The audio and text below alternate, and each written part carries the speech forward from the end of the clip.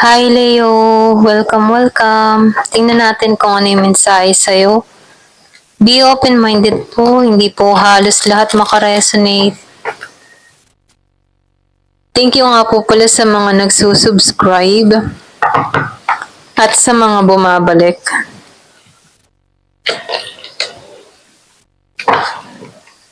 Maraming pong salamat. Start na tayo, Leo.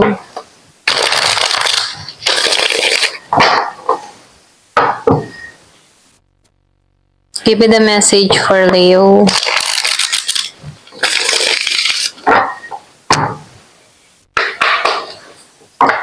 Give it a message for Leo.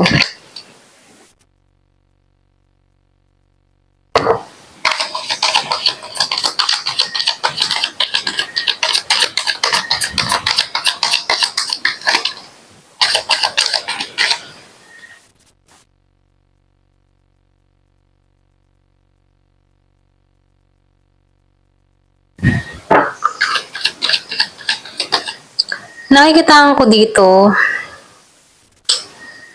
yung iba sa inyo, malakas yung sense mo, malakas yung kutob mo. Kaya sinasabihan ka dito, sundin mo yung kutob mo. Kasi marunong kang bumasa ng energy or pwede rin sabihin, likas na malakas lang yung pakiramdam mo.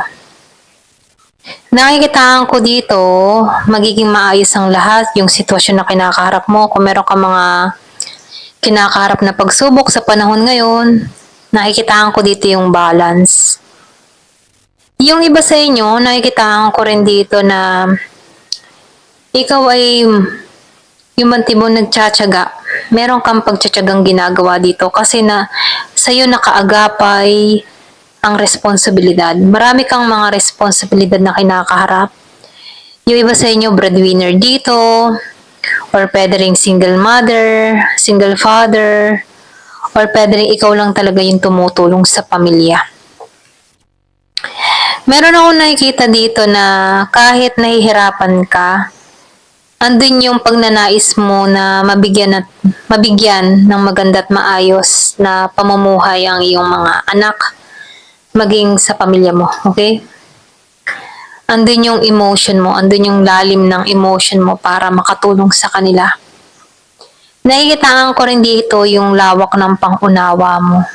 Marunong kang umunawa, nagiging kang totoo sa sarili mo. Kapag ang isang tao ay hindi na nakakabuti para sa'yo, ikaw na mismo yung lumalayo. Ganun yung energy mo. Kung ramdam mo sa isang tao na hindi makakatulong sa sitwasyon mo, or pwede rin yung tipo na hindi good influence sa'yo, iniiwasan mo to kung hindi siya good para sa'yo. Okay? Kasi dito, alam mo yung makakabuti, aware ka sa mga nangyayari sa mga bagay-bagay. Dahil marunong kang bumasa dito, okay? Ramdam mo kapag ang energy ng isang tao ay hindi nakakabuti para sa'yo, ramdam mo kapag ito ay hindi totoo sa'yo. Kaya, iniwasan mo to.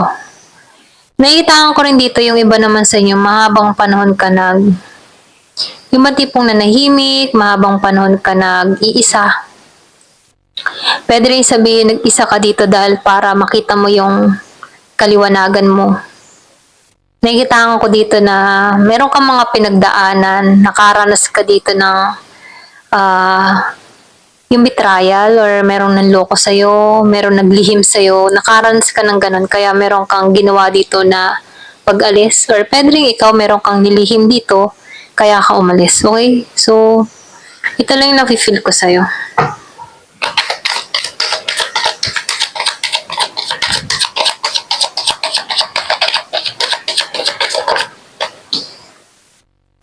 Wow. Gitaan ko dito yung tagumpay, ano. Meron ako nakikitang pag-alis. Iba sa inyo, balak kang mag-travel or nagbabalak kang mag-travel ibang bansa, babalak kang mag-apply, nagbabalak kang, kumbaga dun yung ano mo, yung pagnanais mong makaalis, makalipad, ganyan. Nakikitaan ko dito na magtatagumpay ito. Kung ano man yung mga binabalak mo, meron ako nakikitang pag-alis dito. Meron ako nakikitang travel na dun sa iba, hindi halos lahat ano. Meron lang ako nakikita dito, magta-travel, magtatagumpay siya sa bansang pupuntahan niya. And then yung iba naman sa inyo, nakikitaan ko dito na may pag-uwi. Uuwi siya ng matagumpay.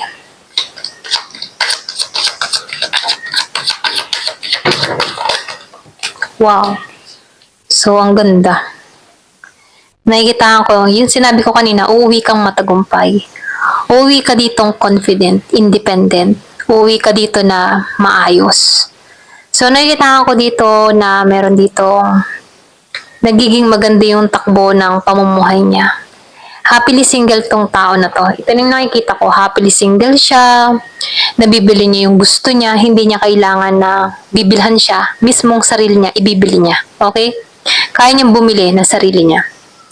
Meron ako nakitang ditong paghanga na nangyayari sa kanya. Maraming humahanga sa kanya. Sa ang kanyang ganda, yan, pasensya na utala ko. Ang kanyang ganda, kakisigan, o kagwapuhan, okay?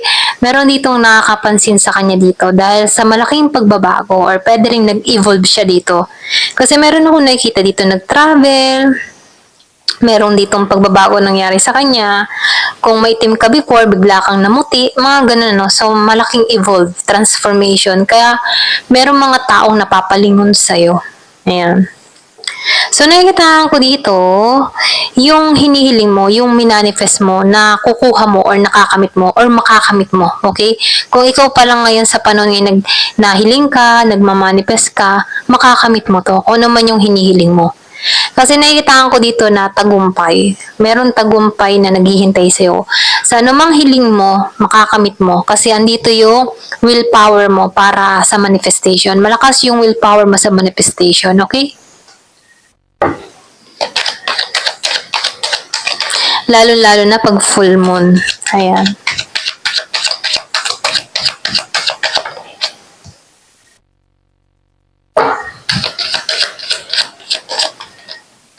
Yung iba naman sa inyo, ginigising ka dito. Ito na yung time para sa pagbabago. Ito na yung time para ayusin yung sarili. Okay? Yung iba, hindi halos lahat.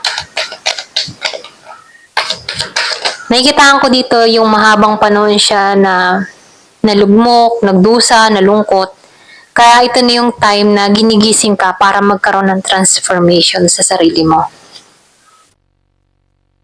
So, nakikitaan ko dito, makaka-moving on ka na. O ikaw yung tipo ng tao na meron kang pangyayari sa buhay mo na nasaktan ka, nagdusa ka, nahirapan ka sa sitwasyon, nakaka-recover ka na dito. Kung naman yung sitwasyon na nagpapasakit sa'yo, makaka-recover ka dito.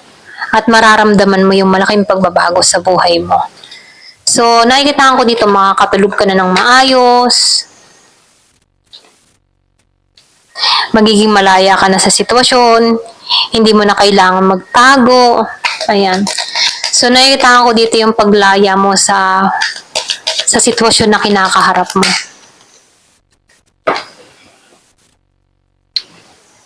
So, nakikitaan ko dito, meron ka ditong tao. Kaya ka nakaranas ng kapighatian dito. Yung iba sa inyo, ha? Meron kang tao dito na binigay mo na lahat ng meron ka. Nagpakatotoo ka sa tao na to. Naging totoo ka sa relasyon na to. Okay? Or kahit sa kaibigan, naging totoo ka dito. Pero binitray ka pa rin ito. Alam mo yun? Naging kang totoo dito, naging patas ka dito, ibinigay mo lahat ng kaya mong maibigay. Pero ang sinukli sa'yo dito ay kabaliktaran sa binigay mo. Ayan. Kaya dito, kaya dito ka nasaktan sa tao na to. Kung meron kang kadiling na Scorpio, Cancer, and Pisces, nasaktan ka sa tao na to. Ito rin nakikita ko. Pero unti-unti kang bumabangon para rito. Unti-unti mong pinalalaya yung sarili mo sa sitwasyon. Ayan, ito rin nakikita ko sa'yo. Wow! So, lumabas ang The Sun. Dito na papasok yung panibago. Panibagong yan, pasensya na utal ako, Panibagong pakikibaka, panibagong pakikipagsapalaran na merong hatid na ligaya.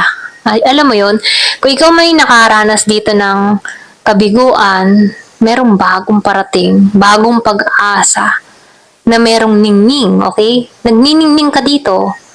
na may galak at saya. So ito yung naghihintay sa'yo, kaligayahan, magiging masaya ka na.